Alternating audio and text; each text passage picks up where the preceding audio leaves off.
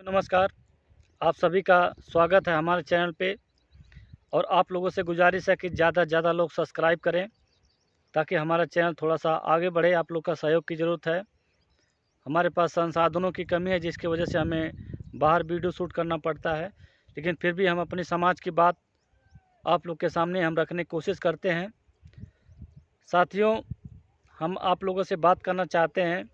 Bahujan Samaj party जो एक समय पीक पे थी और 2007 में उत्तर प्रदेश में पूर्ण बहुमत की सरकार रही और दूसरे प्रदेशों में भी उनके अच्छे खासे विधायक और सांसद हुआ करते थे। एक समय था मध्य प्रदेश में 13 विधायक, 2 सांसद, जम्मू कश्मीर में 5-5 विधायक हुआ करते थे और पंजाब में नेता विपक्ष भी हुआ करती थी बहुजन समाज पार्टी।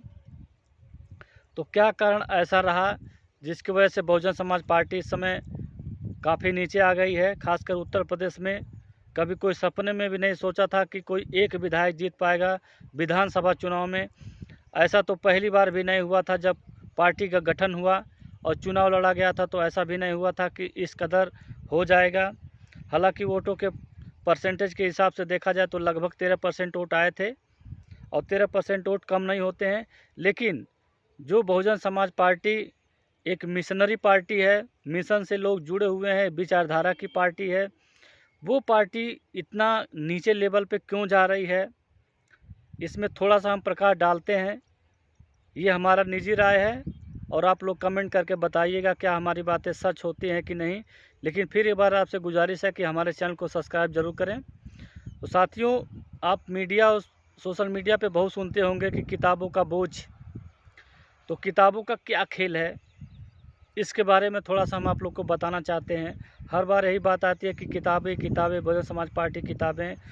जहाँ तक हमें जानकारी है तो किताबें जो होती हैं वो एक तरह का चुनावी चंदा होता है। जो प्रत्याशी लड़ता है वो प्रत्याशी अधिक से अधिक लोगों की सदस्यता लेता है और सदस्यता शुल्क जो है पर हेड 200 रुपये है। उस हिसाब से जितना ज़्यादा संख्या में सदस्यता ली जाती है वो सब शुल्क जो है बहुजन समाज पार्टी में जमा होती है, उनको दी जाती है, पार्टी फंड में दी जाती है। वो कोई घूस नहीं होता है, सिर्फ सदस्यता शुल्क होती है। जितने लोग बहुजन समाज पार्टी से जुड़ते हैं उनको पार्टी चंदे के रूप में 200 रुपये पर हेड रखा जाता है। तो जो प्रत्याशी चुनाव लड़ते हैं उनको भी जिम्मेदारी दी जाती है और वही चंदा जो है किताबों का रूप लेकर के पार्टी फंड में जमा होता है। अब पार्टी फंड में कितना पैसा पहुंचता है और कितना किताबों का वज़न होता है ये कोई कंफर्म नहीं है, क्योंकि उसमें कोऑर्डिनेटरों का भी खेल होता है। जहां तक हम जानते हैं, मेरा निजी मानना है, कई सीटों पे कई जगहों पे ऐसा होता है कि प्रत्याशी तय होते हैं, उसके बाद जो है तुरंत ही प्रत्याशी बदल दिए जाते हैं। 2 दिन बाद, 4 दिन बाद, 15 दिन बाद प्रत्याशी को तुरंत बदल करके दूसरे प्रत्याशी को लड़ा दिया जाता है। ऐसे में आशंका ज़्यादा रहता है कि वो लोग, हो सकता है कि जो ज़्यादा चंदा दे, ज़्यादा सदस्यता शुल्क दे, उसको टिकट दे दिया जाता है। ये सब कोऑर्डिनेटरों और जिलाध्यक्षों को मिली भगत होती है। हम किसी को आरोप नहीं लगा रहे हैं, सिर्फ हम इतना कहना चाहते हैं कि बहुजन समाज पार्टी जो है नीचे स्तर पे क्यों कमज़ोर हो रही है, क्योंकि हम कमज़ोर होना नहीं देखना चाहते हैं। बहुजन समाज पार्टी हमारी विचारधारा है, हमारे बाबा साहब का संविधान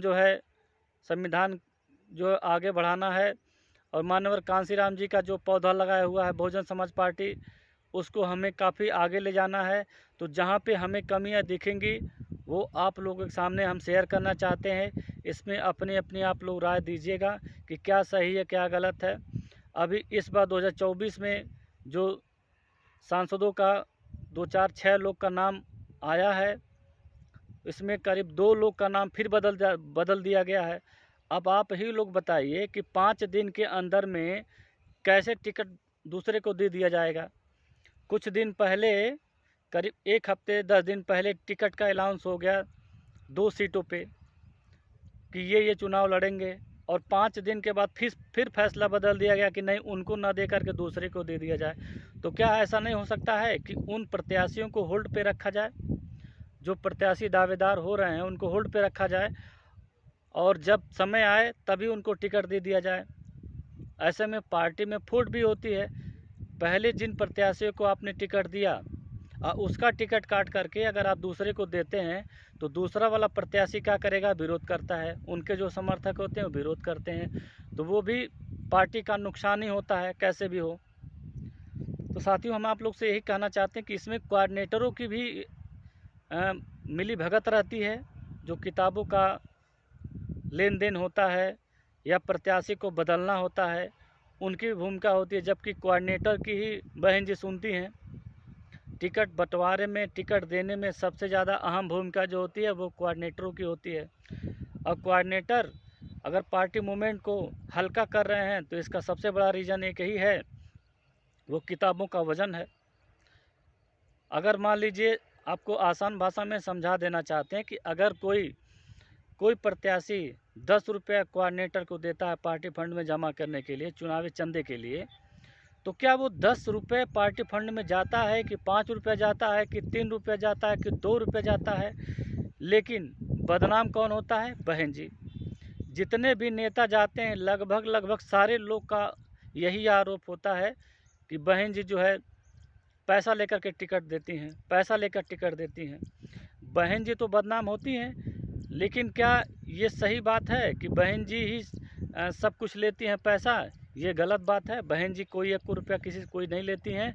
हाँ, जो किताबों का वज़न है, किताबों में जो किताबों का रूप लेकर के जो पैसा जाता है पार्टी फंड में, वो पार्टी फंड में जमा होता है। उसी पैसे को चुनाव में खर्च किया जाता है। बहन जी का आना जाना, रैलियों का और तमाम खर्चे हैं, क्योंकि बहन जी को कोई धन्ना सेठ चंदा नहीं देता, कोई उद्योगपति उनको कोई एक को पैसा देता नहीं है। जो कार्यकर्ता हैं, जो सदस्यता लेते हैं, उसी पैसे को पार्टी फंड में पैसा जमा किया जाता है। ऐसे में एक बार और आपसे कहना चाहते हैं कि बहन जी को चाहिए कि अब किताबों का बोझ हटा दें, पार्टी फंड में पैसा ज़्यादा न जाए, किताबें जो है किताबों पे कम खर्च हो।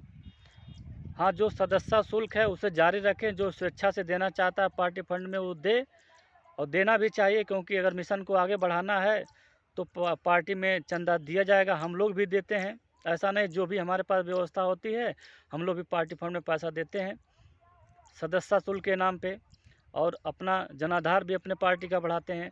लेकिन जो कमियां है उस कमियों को हम कहाँ कैसे बताएं? आप लोग को बताते हैं, हो सकता है हमारी वीडियो ज़्यादा शेयर होगी तो बहन जी तभी पहुँच सकता है।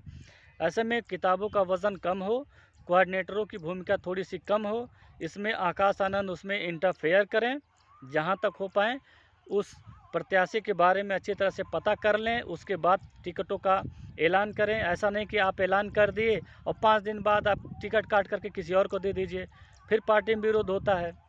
ऐसे में हाथी का जो गिरना है या लेटना है या सुस्त हो गई है हाथी, उसका ये भी कारण हो सकता है, किताबों का वज़न भी हो सकता है।